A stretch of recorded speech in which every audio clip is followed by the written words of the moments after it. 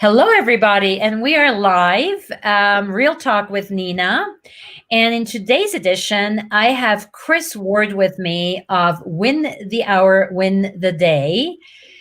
Hello, hello. And she's coming to us from Canada. And we just tried to figure out something with the time difference. And there's actually such a thing as Atlantic time zone. Who knew? Anyway, that's besides the point. Welcome, Chris.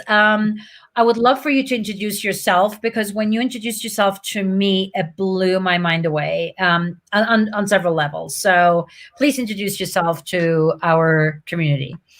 Oh, hello, everyone. I'm super excited to be here. I feel I'm in very capable hands. I can't wait to dive into this with you, Nina. I'm Chris Ward, and my platform is Win the Hour, Win the Day. And I started my business over 12 years ago as a marketing strategist. And I certainly had those first couple of years that were just insane, where I worked too many hours and stuff like that. And I finally realized I had to turn it around really quickly because my biggest fans in my life were starting to pay the price. And so there's a whole little journey there. But I think what you're talking about, Nina, is I was actually pulled away from my business for about 2 years when my husband was diagnosed with colon cancer. And when I returned after his passing, my existing clients had no idea of my absence, nor did my local business community. Nobody knew anything was up because we just were, I didn't feel it was good for business. We were also very positive in our nature as to approaching that scenario. So, we felt that if the doctors were wrong, we sat around crying, hold hands for 2 years. If the doctors were right, we sat around for the last 2 years crying, holding hands. So it was just not our approach. And then when I returned to work and it became public, everyone started to talk to me about, asking me, how did I manage that? Like, of course, the business is one thing. We know how that eats up your day, night, and every moment. Then there is, chemo and surgeries and doctor's appointments, and that is more than a full-time job. Plus, as I said, we had a very positive nature. So I planned surprises for him. And, we went to see family in England he hadn't seen in a number of years. So that took a lot of coordinating, and planning and surprises. So people started to approach me and say, how did you do it? And respecting the fragility of life and that your business should support your life, not consume it. I just started working with these people, and it kind of grew from there under the capacity of, team building and productivity and really having, again, I can't stress enough, a business that supports your life instead of consuming it. And then it just snowballed. And all of a sudden I said, okay, I want to help more people. I want to create a movement. And this isolation of everybody grinding it out on their own and smiling and looking good on paper, but still working too many hours. I thought, well, how can I help more people? So it started with the book. And we also have an info product, the outsourcing playbook for busy entrepreneurs. And we do group coaching and private coaching and all that type of stuff. But it doesn't have to be this hard. And you really should have a business that, your life isn't sacrificed because you have dreams. So that's sort of the journey in a nutshell. And I think you speak to just about any entrepreneur's heart when you talk about, work not consuming your life. Because I think a lot of us have left corporate America or have left whatever they were doing before because it didn't give them the flexibility, because they didn't have the lifestyle they wanted. And I think, and then sometimes it often is sort of that rude awakening that, oh my God, I might be working in my pajamas now and from home and not have that maniac boss or coworker anymore, but I'm still working way too many hours. And you and I talked several times, late last year into early this year, because I have been putting in 60-hour weeks all of last year, which in a way I felt like was fine because it was COVID and there was not much else going on anyway. But even if there is nothing else going on, it's just not a healthy lifestyle. So where would you advise people? Like, if you're working 60 hours, it's like, oh my God, how do I even get out of this? Like, what is the first thing that I look at and that I work with? What would your advice be to an entrepreneur? Well, if I can take a step back for a second, I want to unpack some of the things you said because they were very profound and they ring true for so many of you, right? Mm-hmm. So first of all, you didn't start a business to run a business. You started a business to have a creative outlook and to have a bigger impact. And, you had this idea of things that you wanted to do, just to do the admin work or to run a business. You had that in a job and you left it for a reason, right? So you wanted that creative ambition. and you wanted freedom, you wanted flexibility, which you felt you didn't have in your employment, which, oh my heavens, that's so sad when you realize, oh my heavens, yeah, I got flexibility. I can work to 2, 3 o'clock in the morning and get up at 5. And all of a sudden I'm working, if you do the math, you are working by, an hourly rate that's not permissible by law. You can sell big packages and get all excited, but when you break it down to an hourly rate, you're like, this is not a good time. Like, this is not good. This is not good. So that's really, really a super thing, a super important point I want to highlight. As well as, there's always a reason to work hard. And I hear it all the time. And I had the illusion that because I cared, because I wanted this, business to be a success, or because it was noble work and badge of honor. Like, I remember saying to my mom one day, oh my gosh, who knew I'd have to learn to not work so hard? Like, this was a downfall. Like, this was not what we were taught, right? Mm-hmm. So there is this great badge of honor when you're, grinding it out, and you see all this junk online where, notable people that are at the top of the mountain, they're saying like, okay, great, just keep grinding it out. Well, I believe which doesn't kill you makes you tired, not stronger, right? I love that. I love that. Yeah. So there's always a reason. And this is what I want you guys to hear. You think, oh, well, there's always reason. Like, oh, once I get this project out, once I get this onboarding, or once we get past the holidays, or, oh, there's this thing going on in the world right now. There's always a reason why you are where you are, right? And what I would tell you is nothing's going to change until something changes. And the idea of being an entrepreneur and having a business, then you really, truly need a team. Without that, you're what I call a sufferpreneur, right? It's a solopreneur that's suffering. It's expensive. It's time consuming. And it's really like watching sports on TV and saying you're an athlete. Like, you really don't have a business. You are a sufferpreneur. So what I would tell you is you need a team. And that sounds expensive. It's not. And a VA is not a team, right? And a team, people tend to think, oh, this is the mind shift is the most important thing I'd like people to hear right now. This is where it's going to shift for you. You think, I'm so busy doing what I'm doing, I don't have time to manage a team, right? Well, when this is set up correctly, they manage you, they lift you up. And even what you would be doing when you have systems, what I call saving yourself stress, time, energy, money, their time gets compressed so that they have a creative outlet. Their work should get condensed every week so that they can come to you with their creative ideas that support and accelerate yours. And so people often get really confused and think, well, I'm so busy, it's quicker to do it myself, or I have a VA and I just dump it on Sarah and she's my partner in crime. But that's just spreading, putting garbage from here to there. It's not accelerating or systematizing anything. So that's the biggest part I want you guys to understand first and foremost. Mm-hmm. I can go on. No. So the first thing is to understand is that you're not dumping, you're systematizing. Yeah. Okay. Yeah. So last fall, what I did as an exercise, I don't know whether that would be the first step that you would recommend, is I made a list of all the things I do, and then I color coded it into things I don't want to do anymore right now, this very second, and then things I can outsource eventually, and things I that light me up or I like doing, etc. What was that? Was that a good first exercise? What would you suggest? I think it's a great place to start for self-awareness. But for, if the world is a magical place, what I find for a lot of people is, you're of a strong constitution, but for a lot of people that could just overwhelm you. And then you're just like, oh my gosh, like when you start listing all the work you have to do, then that doesn't soothe you in any way, right? So then you're like, oh great, I've got these reasons to feel bad, but no wonder I'm tired, right? So what I would say is, look, here's the deal. We live in a copy and paste world, and you have no idea how much redundancy there is in your work until you get what I call an inventory audit. We do it. It's very painless. We just ask you questions and we pull you through it. And all of a sudden you realize there is so many things that you are doing rework and duplication and moving work around. So you can only see out, you can't see in, right? And then I would also tell you too, that when you have people that are assigned different roles in your team, and I'm all about keeping a super lean team. Like I'm not talking like a team of 10 or anything. So this is not, it's highly affordable. And again, it's very wonderful because they manage you, but I'm still talking like, 3-5 people at the max when you grow into it. But even, 1 or 2 people, again, there's got to be a process versus just a VA. But what's going to happen is you're going to have people in their zone of genius, and they're going to be coming to you with ideas. Like, I don't know, are you familiar with Dscript? No. Okay. No.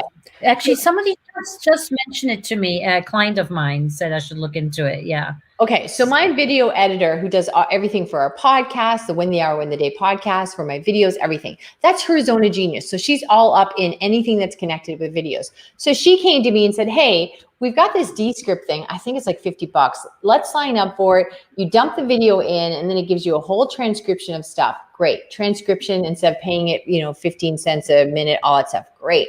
But you can right click, and if your guest says a lot, you can right click and it takes the out of not the transcription, but the video, the entire video. You can change words that you said. So you flub a sentence, you can tap that, and you can't change their words because of the whole, they don't want people changing other people's words. But there's all these little ninja tricks that take 2 seconds to do that changes everything. And it speeds up her work and is just beautifully an asset for you when it comes to sort of production. And that's because that's her zone of genius. So she brought that to me. I wouldn't even have known to look for that, to ask for it, right? It was a blind spot. Yeah. Yeah. Like it's not even, when you're trying to do it all, you're looking at a much higher level instead of them niching down. So there's, what I also want people to understand is when you have talent, it's connected to technology. And all that stuff really comes into play when I often talk about the 3 Ds that are really costing your business. And that's damaging overhead, delayed income, and diminished opportunity. And damaging overhead, you might say, oh no, Chris, don't understand. It's only me and so-and-so. You're the damaging overhead because whatever you could charge for an hourly rate, you're now doing this redundant work. So it's very expensive. You wouldn't hire somebody else to do it for that fee, the fee that you charge, for your specialty, right? So the damaging overhead is you.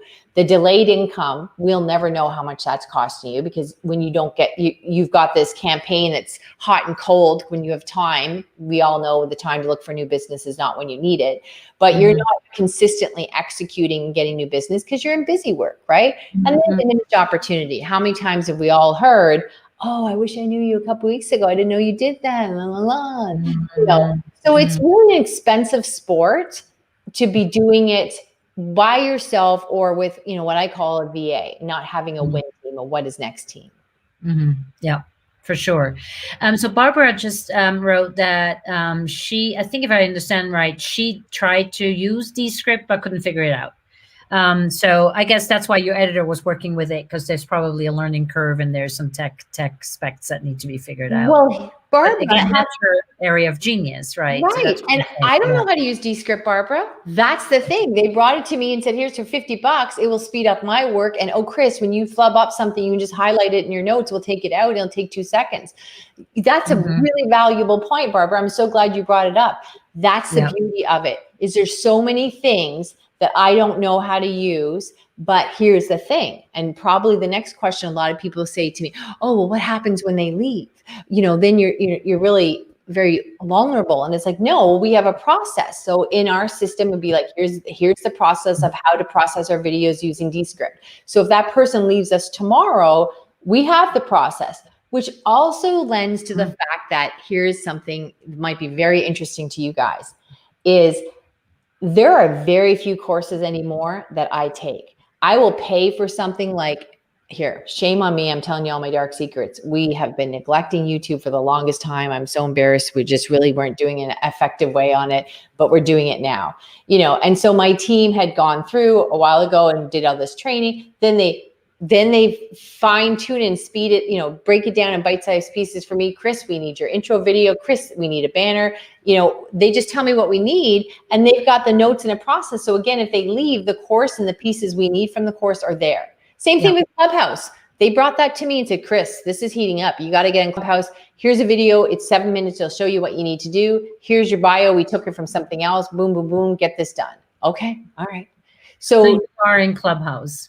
yeah, yes, I'm definitely in Clubhouse now, but they brought it to me. I didn't. So that's the beauty of when you have somebody, you're not busy looking up going, oh, okay. Because what happens is when you don't have a win team or what is next team, anything that isn't immediately work is an interruption to work. And so you're like, oh, are you kidding me? I can't even keep up with LinkedIn, Facebook. Last thing I need is Clubhouse. Like, stop, right? Mhm. So you have no ability to be consistent in your output. Yeah. That's so yeah, I love the idea of new things coming at you and you're like, shit, I'm already overwhelmed as is. Don't add anything. Whereas you're saying with the right team, it becomes an opportunity. Yeah. Yeah. Yeah. And they present it to you and they get all excited. Like, look, we're doing really well with the podcast. So I think this Clubhouse would really work for you. I mean, here's another thing. So the person that processes our podcast manager, we were sitting here so excited on the Win the Hour, Win the Day podcast. We're like, oh, look on iTunes, we're almost at 200 5-star reviews. We'll make a little banner. This is very exciting. And I even put in Facebook, like, we're using Chartable. And then now Chartable was saying, look, this is your reviews for last year. If you want to get reviews from the year before, you need to pay more. And I thought, that's kind of holding me a little hostage. And I don't want to pay just to have vanity metrics. I just wanted to see it. So I put in a number of different Facebook groups. Hey, is anybody else using anything other than Chartable? And they're like, no. So then Ruby comes to me and said, well, I found this thing and it's called, I think it's called Ratings Catcher. So she comes back and says, I did some research. I found this thing called Ratings Catcher. She said, Chris, we didn't know you could do reviews on Stitcher. She goes, Chris, we have 899 reviews and you're trying to get excited about 200. Look at this, right? And I was like, are you kidding me? And people had written really thoughtful, kind, profound, like there's all all these, even know. Yeah. I wouldn't know. There's 900 of them. Like, yeah. I was like, oh my gosh, we're at 199, 200. We can make a little banner and we can, drag it up. And then I took that and I put it in several podcast communities that I'm in. And they're like, where did you get this? We didn't know this. And it's free. It's free. It's free. It's free.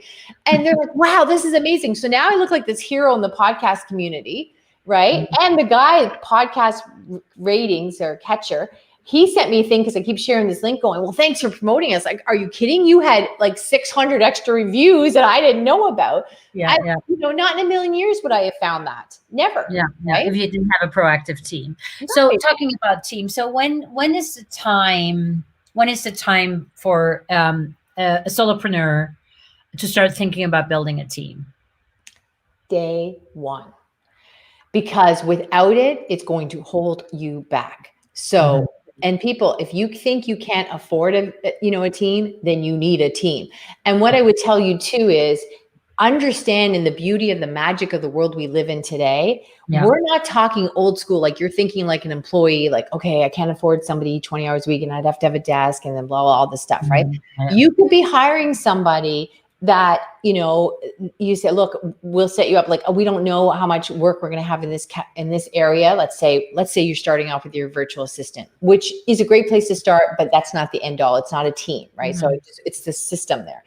But you might say, okay, I don't know what I'm doing yet and whatever, and we're working together. So they might be working with you for 10 hours a week for the first 6 weeks, and then it goes up to 15. Like, you've got all the flexibility in the world. You also can have people like my video editor. She works for us on a project basis as we need it. Now, we usually see her every week. I would say she does about 10 mini projects for us a week. But if we go 3 weeks or whatever, or I'm away or we're not producing, we just don't call on her. But she's our gal when we do that. So we have contract people that are on our team where like we've got an agreed menu on it. This is how much it's going to charge. But day one. Is she frozen? Oh, am I frozen? Oh, there we go. I think you were frozen for a sec there. Yeah. Yeah. So right from the beginning. Okay, right from the beginning. So you have been mentioning team, and I feel like you're mentioning team. Oh, sorry, I'm bumping against my desk. No earthquake, no worries. Team versus VA. How do you? I just quickly before we go forward, I wanted to understand the distinction between the two.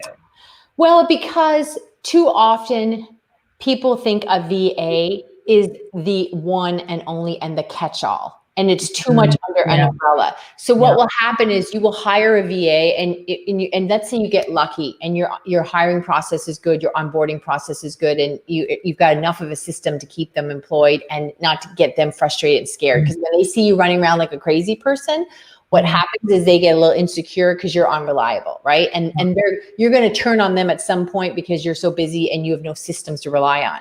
Like when we hire somebody and they see our layout, they're like, oh, this is going to be great, right? So what happens then is, let's say you hire Steve, and Steve starts doing this really great stuff, and he's a VA, and this is awesome. Then you go, oh, he's really good at this. And then you start dumping more and more stuff on.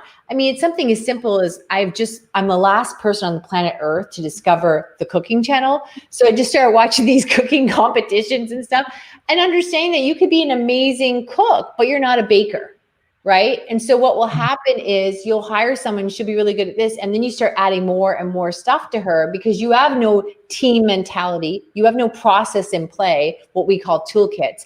And so you just start putting everything under that one umbrella. A lot of people lean into it with social media. They'll say, I want a social media person. Well, I say, for what? Like to do posts, to do graphics, to do the back end stuff, to look at the algorithm. What is it you want? So that's why I talk about a team is more strategic versus a VA is someone you just dumping stuff on. Okay, good. Thank you for that clarification, because I think those terms often are being used interchangeably without any thought behind it. Yeah. So what is the biggest mistake that people do in building their team? I think part of it is probably dumping everything nilly-willy on one person. I think that's what you just were talking about. But is anything else that one should be aware of? Yeah, I think it definitely is being overly ambitious and just dumping stuff in a broad capacity. But I would say the biggest thing is when they don't understand that they're starting a team, and that they think, here's the thing I hear from a lot of VAs. What happens is they're really stressed out and they're really busy, and they think they need someone to come in and sort of just figure it out, catch up, and organize them. Like back in the 50s when you had Ethel that took care of, the doctor. Oh, he would know where his keys were without Ethel, right? So what happens is somebody brings in a VA and then they look at them like, she's not helping me at all. Well, she can't parent you, right? So here's a more clear example. I used to see this, people might be able to resonate with this as far as offline goes. Restaurant people. Often I'd see somebody wants to own a restaurant. They're a cook. They fight all their life and they open this little bistro, this little restaurant. It's really great until they realize they're working night and day and night because they're the chef and they're doing everything. And they think, oh my heavens, okay, so I need to bring in a manager. Well, the manager comes in, but they don't have any systems at play. They just run around doing crazy stuff and trying to keep up. And then the manager's running around beside them trying to keep up, but there is no manual or toolkit or process they hand them. And they'll eventually start to look at the manager and go, well, we're both running around like crazy people. That's no help because there's no systems to rely on. So if I'm not in the restaurant, the manager will then say, well, where'd you put that? Oh, on Tuesdays that happens. And then that burns out really quickly and they get scared and eventually fired because they can't parent you. And so it doesn't mean you need to be all organized before you bring somebody on at all. It means there are techniques and strategies. Like, let's say you're doing something right now. You think, oh, this is redundant. I have to do it all the time. Do a little screen share, hit Loom or whatever. There's lots of free applications. And as you're doing it, record it and say, I have to do this every week. I want you to start doing it. Here's the video, show and tell, just like kindergarten. And when you're done doing this, can you write out the steps? So we have those steps. And then we can always add to those steps because that's all it is some consistency. Nobody hands somebody in FedEx and says, could you get this organ to the Chicago hospital, from LA? And they say, do you have you've got the address, right? Yeah. Okay. Right. So it's about systems. Yeah. Yeah. And what is the biggest myth about team building? I think the biggest myth is just that it's time intensive, it's costly, and that you have to get to a certain level and then you think you can afford a team. You will never get to that level by yourself. I mean, Steve Jobs would, other than his passing, would still be in the garage tinkering around. Like there's just nothing has ever been accomplished in the history of mankind, especially in business, that didn't have a team. It's just, even Olympic athletes have a team. It's just the way it is, right? Yeah. So I think the biggest myth is you think once I get there, I can afford it and I can help it, but you'll just never get there. Mm-hmm. I mean, so, doing, standard operating procedures, SOPs. I mean, you just mentioned doing a video, writing out the steps. I find that, like, I have a hard time finding a place where to organize all of this. I know there are apps out there. I'm like, oh, yet another platform. What do you suggest that people do? That's a really great question, because, I would tell you, when we do when people reach out to me on our website, www.winthehourwintheday.com, that's probably one of the top questions we get. And when we do our group coaching or individual coaching, that's probably one of the first things. Oh, Chris, what tool are you using? And I would tell you, it's not about the tool, it's about the strategy. Right. Mm-hmm. So what happens is, this is what breaks my heart, is people who are accomplished and have been in business 5 years, like yourself, where you're like, okay, yeah, you know what I'm doing on paper, I'm doing good, and the business is live and well, and I get new revenue, and this is all good, but I'm still working too many hours. So then you start to go, well, I either need to be more organized, or I need this tool, or somebody promises me that shiny thing. So you start looking to external things, thinking this is what's going to happen. But it's the strategy in play. It's not the tool. So it doesn't matter. You do need a platform, of a project management platform of some sort. So it doesn't matter if you use Basecamp or ClickUp or whatever. There's so many of them out there now that weren't even there 5 years ago. But garbage in, as my accountant says, garbage out. Mm-hmm. So it doesn't matter. It doesn't matter which platform you're using. It's the process and the strategy. And if I wish I could give you a mind meld and give it to you all you guys right now, because I'm all about everyone having an easier life. But that's really the basis of what we work with you on, because there is a science and a strategy to setting that up.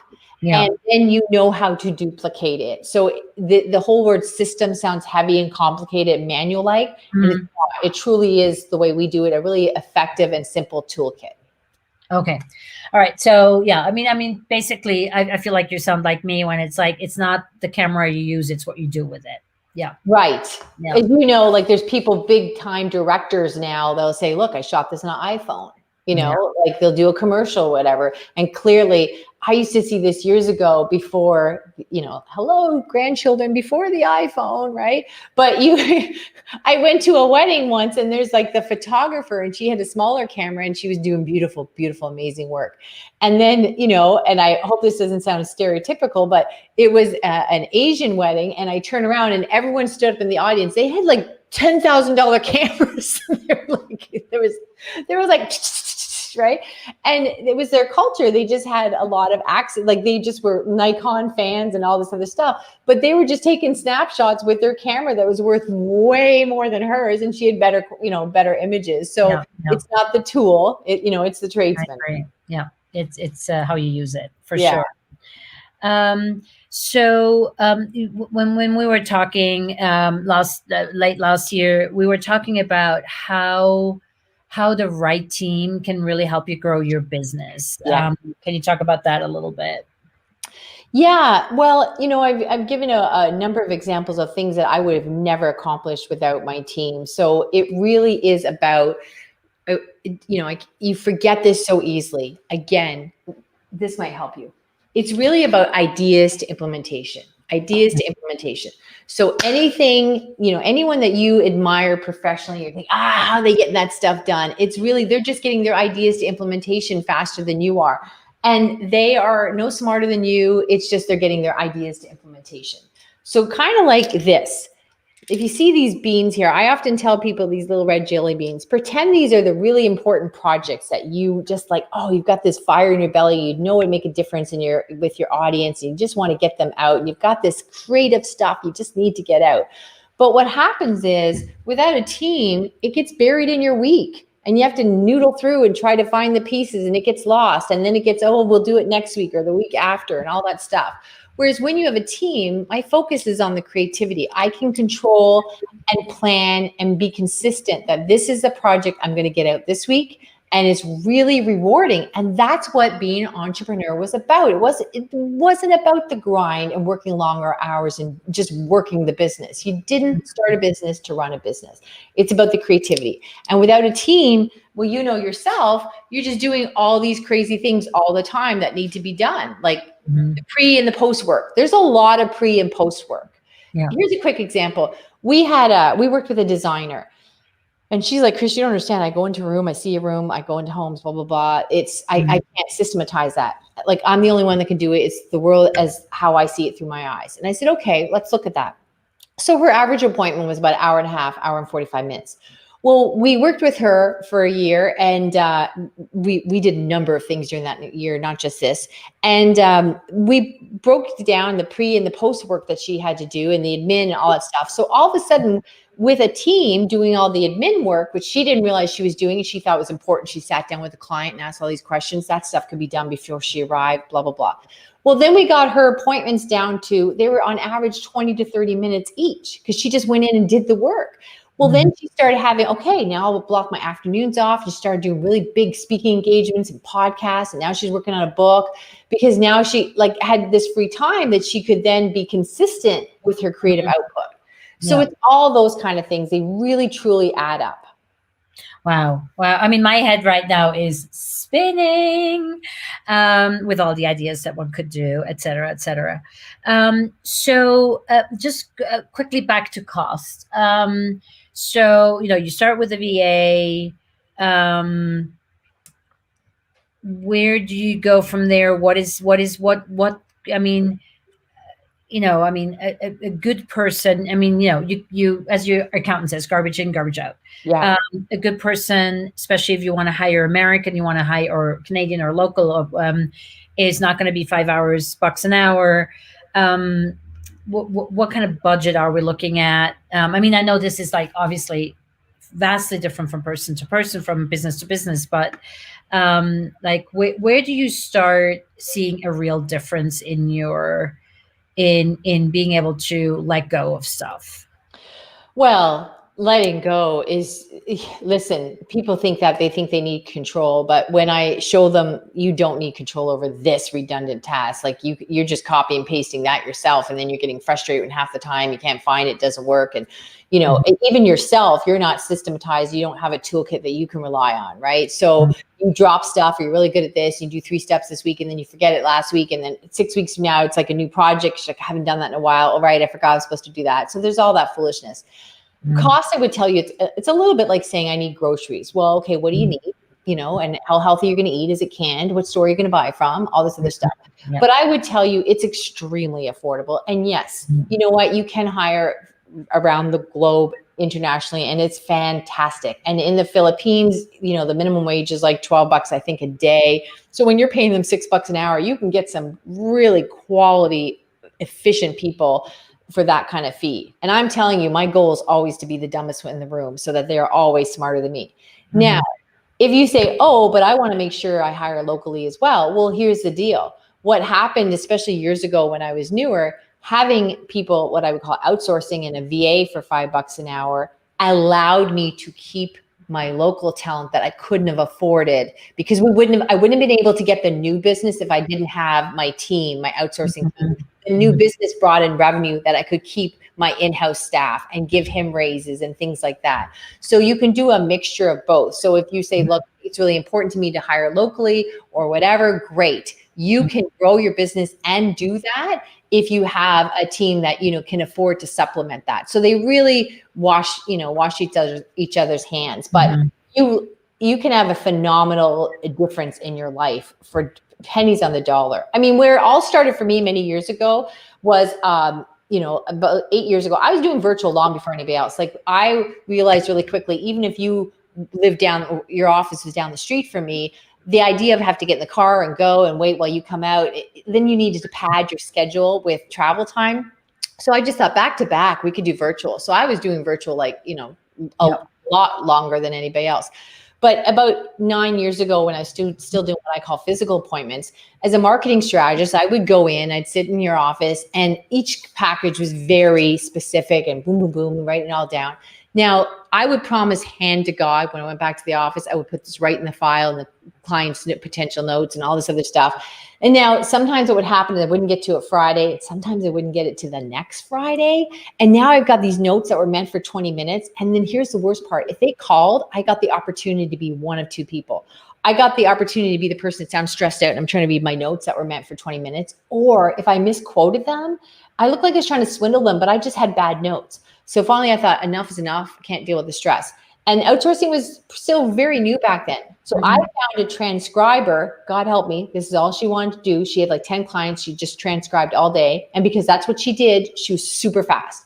So some weeks I needed her for like 3-4 hours of appointments. And what I would do is I would leave the appointment, sit in my car, talk for 30 seconds into my phone with my notes.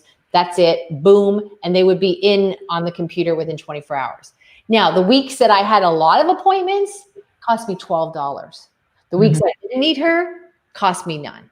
And now, like, it was just crazy. And I got all Friday afternoon back, no stress, no mistakes with a potential client, didn't lose a client for $12.